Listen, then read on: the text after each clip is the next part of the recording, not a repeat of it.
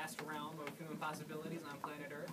So, I think, you know, it went a little bit late, so we don't need to keep you guys here for too long, but if you have any pressing questions of any of us, feel free to ask. Does anyone want to be the first person? Yeah.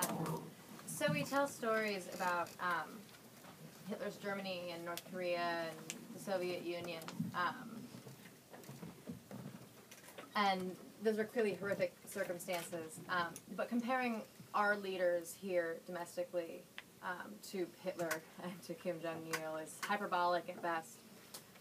So how do you think that we can tell stories about these kind of dystopian communities and translate them to real lessons domestically in circumstances in which we're not necessarily in, you know, we're not living in North Korea, we're not living in Nazi Germany, but some of the themes and motifs are there, but we're hyperbolic by comparing our leaders to Hitler. Right. So, question for Sean, right? Yeah, I was going to say. How do you tell stories about these countries without being an apologist for them? I don't know. Make a film like mine. No, I think that there's, I mean, I do, as far as a lot of the Q&As that I've done, there always is this important differentiation that I want to make between trying to normalize and deconstruct the ideological apparatus while very explicitly acknowledging how horrific it is, right, as well. And I wish that I could say that I had a clear formula for how to go about doing that. But obviously I made a film about this. I do think it's important that we stop exotifying this country, and in our exotification, we're aggressively stripping these people of their humanity when we do so.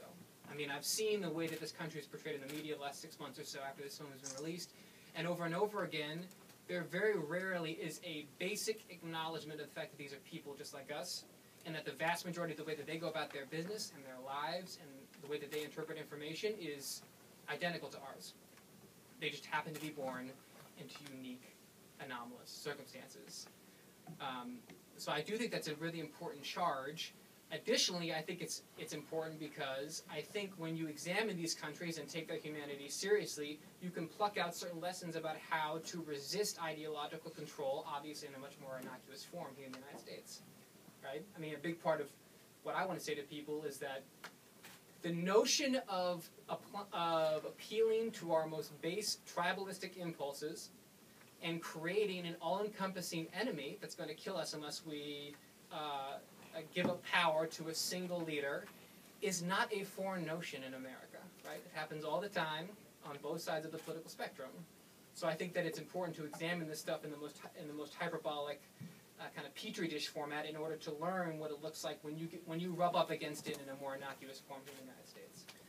But I do think, I mean, this film underwent a pretty heavy-duty crucible of editing, and part of that crucible was getting that balance right and attempting to get that balance right, where you are not being sympathetic, you are not being apologetic, you are very clearly denouncing the moral evil that is the North Korean regime, while also trying to provide a contrarian alternative interpretation of why it is this country exists in the first place. You guys can feel free to add that if you'd like to. So I actually just have a follow-up question for you, which is just that do you think in different settings you would do more explicit, sort of make a more explicit connection between this is how you get to North Korea. It is or is not likely to get to that point in the United States? Like, do you see a connection, or would you do a more explicit, if you saw the very first draft that I did this film, yeah. It was drawn very clearly. There's a 2-minute segment that got sliced from it, and the reason it got sliced is because it turned out that it made me feel like a Michael Moore conspiracy theorist. It was didactic yeah. and undercooked, kind of freshman level like postmodernism. So there is a film that does that. I was not capable of doing it with this one. But, yeah. I mean, the essential idea was to try to take clips from American political leaders that are playing into the exact same instinctual forces and putting them side by side with the stuff that you see in North Korea. Again, but in ways that are obviously not morally equating the two of them. And that charge proved beyond my capabilities. Yeah. You have questions? Yeah. Yeah, something I was really interested in, I thought all three were great, is that I think in each of the movies you guys did a good job of getting folks from all sides of the issue.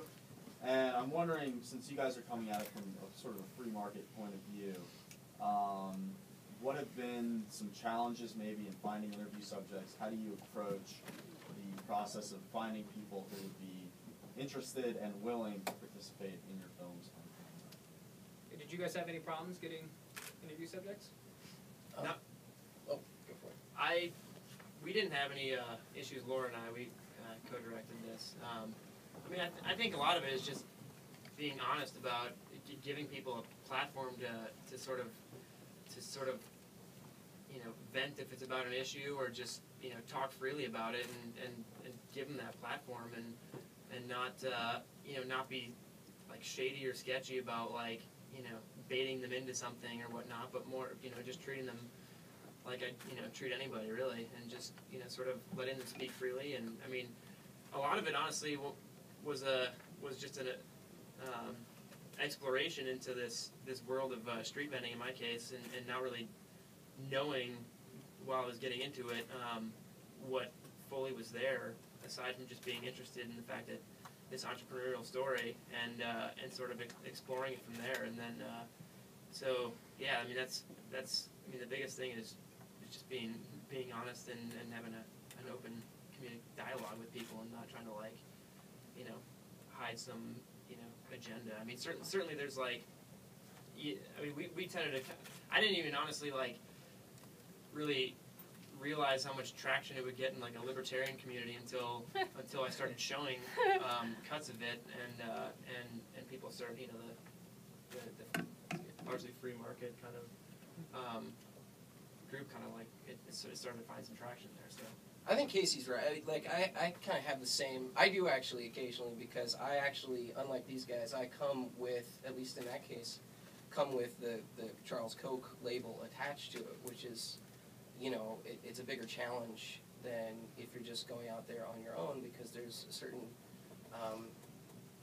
certain set of expectations that people have, and a lot of them aren't very true. But what I find is, just like what Casey just said, if you just go and talk to people honestly, and you present yourself directly and clearly, and say, one of the things that I like to do a lot is actually go out there and just say, I'm interested in hearing every bit of your story that I can hear. This is my position. I'm pretty much on this side of this issue, but I want to listen to you. And the more you can do that, and the more you do that honestly, and not in a way that's underhanded or try to trick people into giving you, like, there's a lot of filmmakers, and I've actually dealt with this. I don't know if you guys had ever dealt with this with other interview subjects, but I've had a lot of friends and people who I've put on camera who've been on documentary productions before, who had been invited to do interviews before, who then got misrepresented, and they have a horrible, horrible distaste for filmmakers because of it. And I've seen that in a few different cases, and it's always kind of tragic to me, because I think if you just go represent yourself as you are, people are pretty willing to talk. It's hard to access some people, obviously, just because of who they are, if they're more famous than you and whatnot. But yeah, I mean, I would say one quick thing, particularly for any aspiring filmmakers in the audience, I found it astonishingly easy to get people to come on camera. Easier than you think. Easier, much easier than you think. And again, when I did most of these interviews, I was literally just like a bro. I was just a guy. I had no institutional affiliations. I was just a guy emailing them out of nowhere with a Gmail account, right? But what I learned is the three things are: when you interact with them, to ask them if you're kind, if you're curious, and if you're concise. Just be concise. I think your hit rate is like 95%, because most people are flattered if you are nice to them and indicate, hey, I would like you to come talk on my film because I respect you. So I think it's shockingly easy. I don't think it's really like a problem to do now. The respect thing too, I think, is a really big deal. If you come in, and even if you disagree with somebody, but you respect that they have a viewpoint that's considered and that's come from their experiences and stuff too, I think that makes a huge difference. I think also you underestimate how infrequently they actually get asked what their opinion is, even people with some importance. That's true. Especially in a situation where somebody actually is recording it. Yeah.